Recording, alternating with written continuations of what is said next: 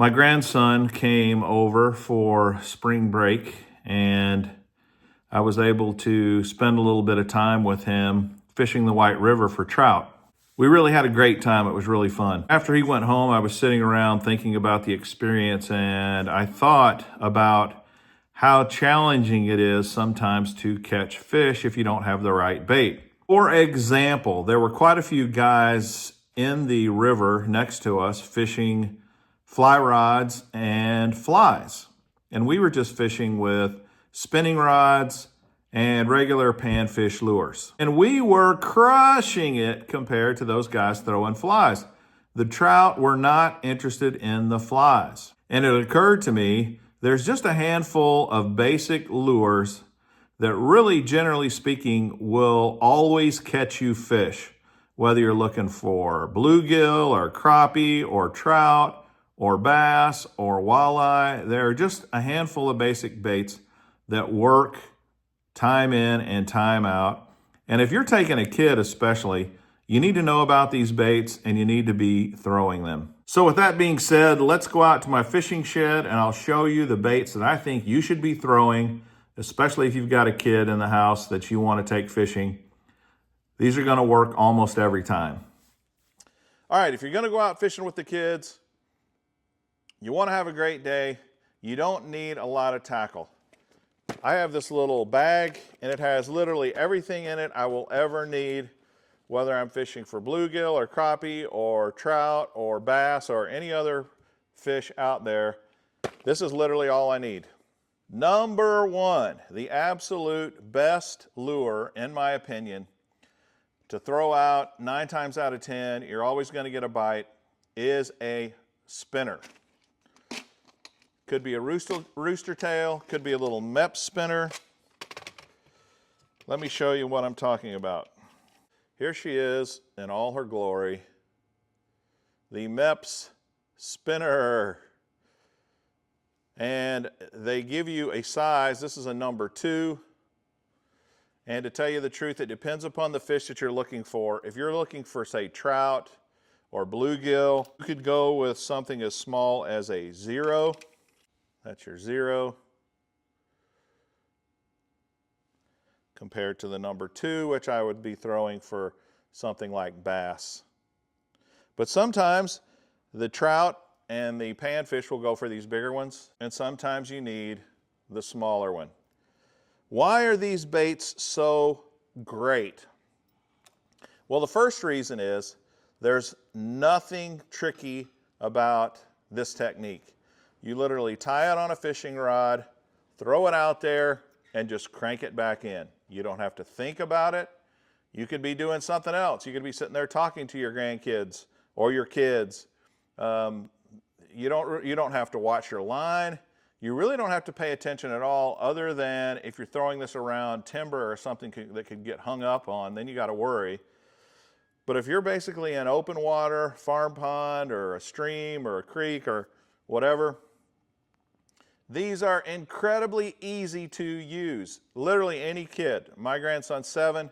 He can throw this thing no problem. The only challenge that he might have is it does have treble hooks. 3 pokey hooks here on it. And he may not be able to get the hook out of the fish's mouth. All you need are some pliers and you can take those hooks out for them. These baits are incredibly effective. They're lifelike. This thing spins in the water. This little thing spins. It's got, a tail on here that attracts fish. Fish go crazy for these little Mepps spinners and rooster tails. Let me show you what a rooster tail is in case you don't know. It's slightly different than a Mepps spinner, but in essence it's the same principle. It just has more like a long, slender body. This one is a trout pattern. It has your feather and your hook, and you're good to go. If you want to get a little more realistic, here's another great spinner that the bass absolutely love. And this is just like, it's a little minnow profile bait.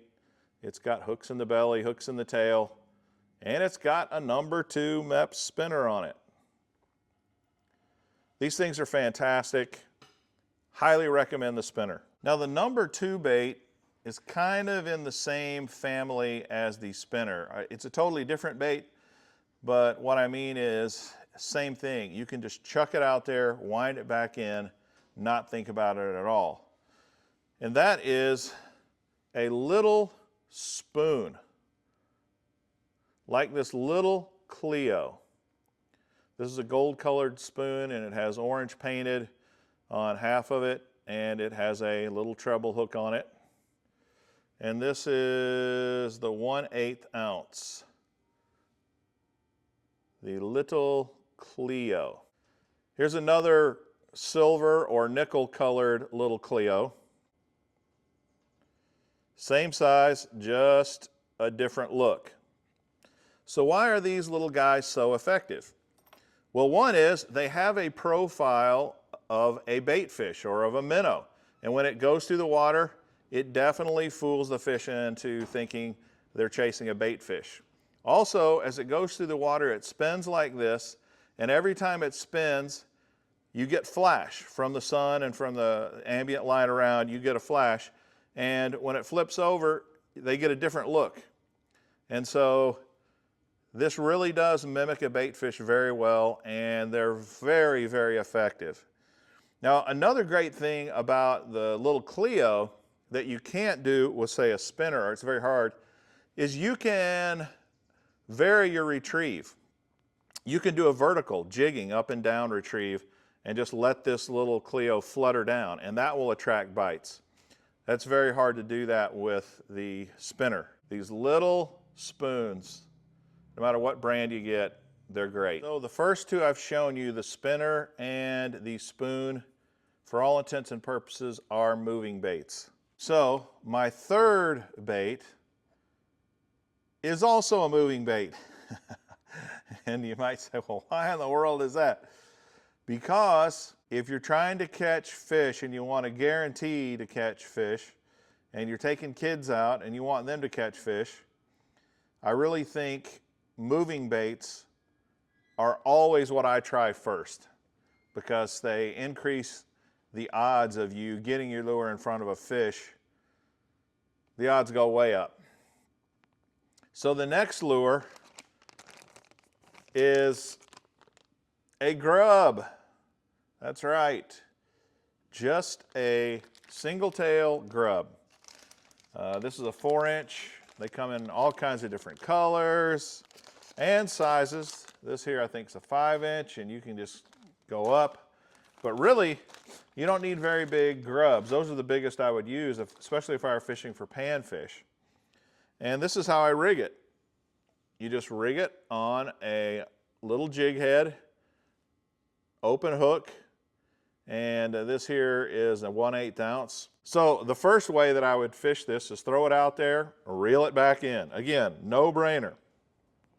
However, this also gives you some versatility that the spinner won't give you, because this has a 90-degree line tie. You can literally tie the line to it, put a bobber, slip bobber up on top, a foot or two up above, throw this out and just let it sit. And the current and the wind will blow it around, and oftentimes you will catch panfish doing that. And then if it's kind of in the wrong spot, you know, you just reel a couple of handle cranks, turns, moves the bait over to a little other location, leave it there. It attracts a lot of bites. Really, all a single tail grub is a little swim bait. And there are a lot of varieties, this kind of grub slash swim bait, that you can use and that I recommend. This one is one of my favorites, especially for bass. But if you're wanting to get you some crappie or bluegill, then this is what I like. This is just a single tail on a little spinner. So you got a combination there, which works great. Here's another little swim bait with a little spinner on it.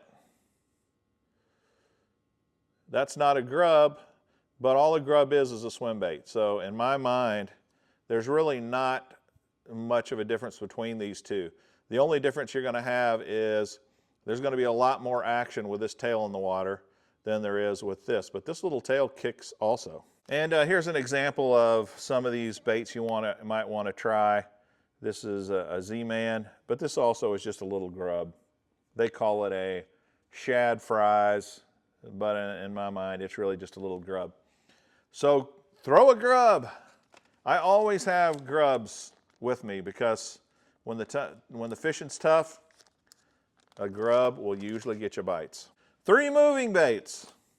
So what possibly could be my 4th is another moving bait. Yes, another moving bait. The jitterbug.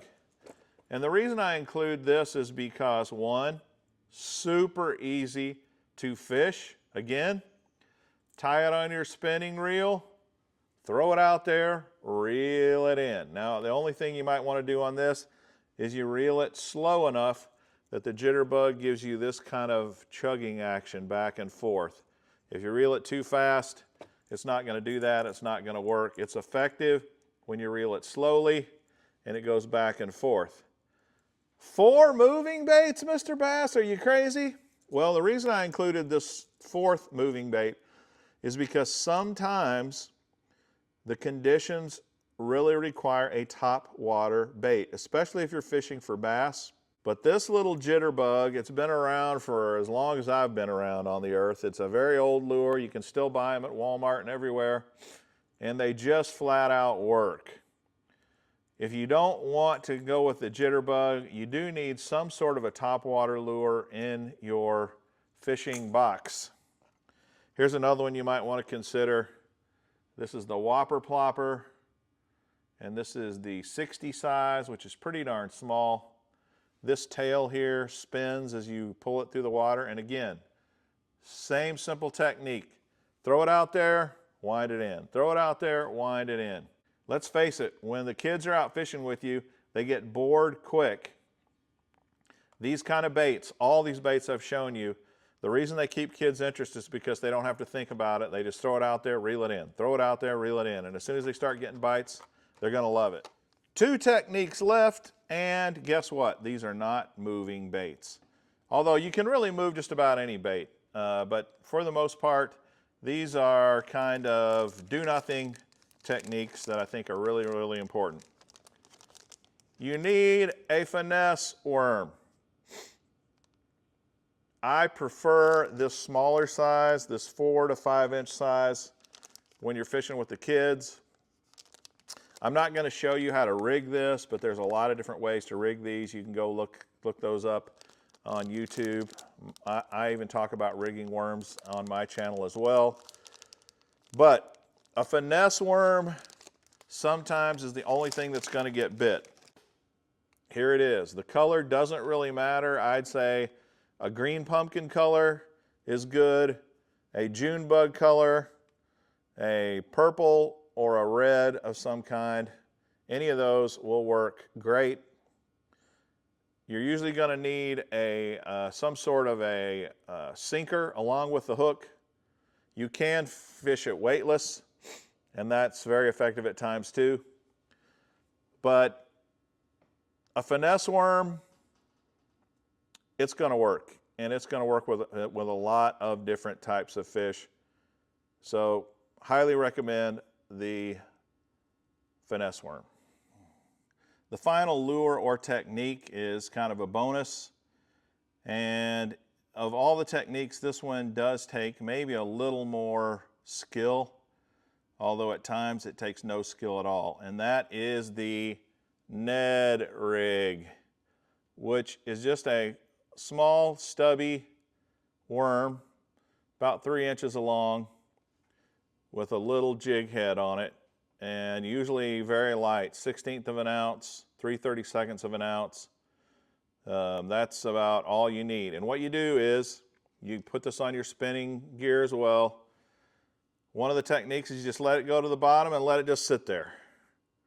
And when they're hitting on that, you can have fun all day long with that. This is my favorite technique, or one of my very favorite techniques. I always have a Ned rig tied on. It will catch you big bass, it will catch you small bass, it will catch you panfish at times. But the Ned rig really works, and there's tons of them out there. These are by Z-Man. This is called the Finesse TRD. This is that color. Here's a twilight color, which is pretty cool. There's copper truce if you need some chartreuse. The Ned rig works great, and I've got some Ned rig videos out there. Go watch them. This is one that maybe you don't have your kids fishing with the very first day, but as he gets a little more adept at fishing, tie this bad boy on and he's going to have a great time. There's a ton of different ways to fish this, not just the dead stick method, but you won't be sorry if you get you some Ned rigs. That's going to do it. 6 awesome baits, 6 awesome techniques that almost you can be guaranteed will catch you fish on any given day. If the fish are biting, those lures are going to catch them. I hope this was informative and helpful. If so, please subscribe to the channel, smash that like button, share the videos, and comment. Please comment, let me know. What do you think of my 6 choices? What did I miss? What do you say? You gotta have this one. You gotta have this technique or this lure. You forgot this one, Mr. Bass. I wanna know that too. Thanks again and happy fishing.